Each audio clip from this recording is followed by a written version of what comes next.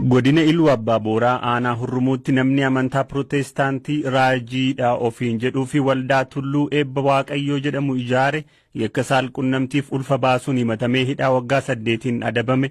Abbaan alangaa aanichaa dhimma kana hordofaa turan obbo Taganuu Birhaanuu yaada BBC'f kennaniin namni amantaa daheeffatee yakka saalqunnamtii fi gowwoomsa adda addaa raawwate kana dubartootni 11 himachuu himan. Adoolessa darbee himatni irratti dhiyaannaan naannichaa miliqee deebi'ee dhufuun adoolessa waggaa darbee harka kennachuus dubbatu obbo Taganuun manni murtii amajjii 2 bara 2015 hidhaa cimaa irratti mure. Himatamaan kun Raajiidha. Abbaa mul'ataa fi hundeessaa waldaa Tulluu Eebbaati.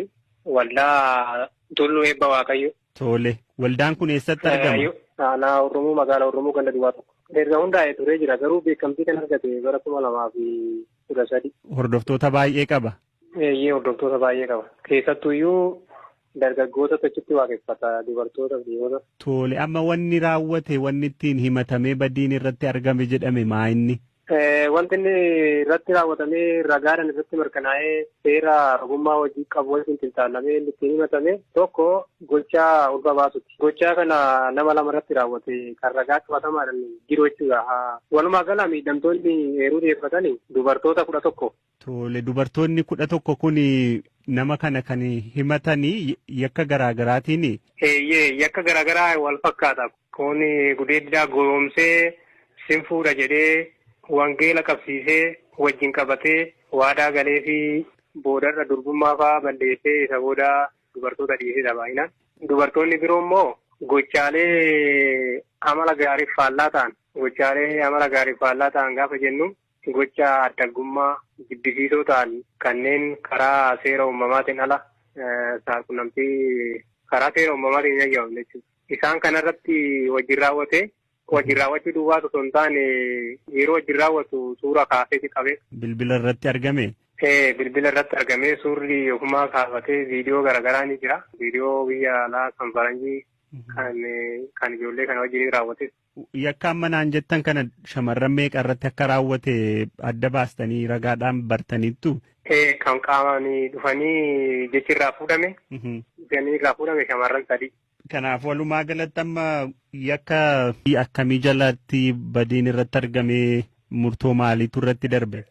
Tokko gochiin ulfa baasuu raawwatame kun miidhamtoota lamaan himatame jechuudha. Miidhamtoota lamaan irratti raawwatame isheen tokko daa'ima waggaa 14 daa'ima kana goyoomsee sinfuudha jedhee abdii ture kana duwwaallee miti waldaa keessaa dhaabee ka'ii waaqayyo irratti dubbatee jedheeni nama keessaa kaasee namoonni ulfa siin jedhu. Garuu warra sisaatti salphiseen siimmoo iddoo ulfinaa si dhaaba jedhee waaqayyo natti dubbateedhe itti dubbatee maatiin miidhamtootatti illee bilbilaa ture jechuudha himatamaan kun. Keewwanni ittiin himatames seera yakkaa keewwata 547 muraa 2 yoo ta'u innis gochi ulfa baasuu kun gowwoomsuudhaan yoo raawwatamu adabbii hidhaa cimaa waggaa 3 hanga waggaa 10 kan adabsiisudha jechuudha. Waggaa 3 hanga 10 adabsiisaa. Yakkuma kanaan immoo yakka lamaan himatame jechuudha. Yakka daddabalamaa ulfa baasuu lamaan himatame. Akkasumas immoo gochi addaggummaa amala gaariif faallaa ta'e agarsiisu kun kan inni raawwate hidhaa salphaa ji'a 6 gadiin taa'een kan adabsiisudha. Keeyyatni gocha akkanaa yakka godhu jiraa? Seera yakkaa bara 1996 ba'e keessa ifatti jira jechuudha. Dhumaan seera yakkaa kun. Yakkoota amala gaarii irratti raawwataman jedheeti keewwatni 640 muraan tokko. Tole. Amma walumaa galatti namni kun hidhaa waggaa meeqaan adabame? Walumaa galatti hidhaa cimaa waggaa 8 baatii 5 fi adabbii maallaqaa qarshii 4,000 adabame.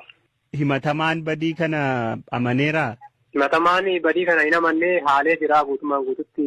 Tole. Himatamaan kun akkamitti to'annoo jala ooluu danda'e? Horicha kennee ulfa baase kan jedhuun heeruun jalqaba dhufee dhiyaate. Sababa kanaan gaafa dhiyaatu teessoo gadhiisee miliqee ture isa booda immoo ofuma isaatiif gaabbee sodaatee dhufee harka kenne.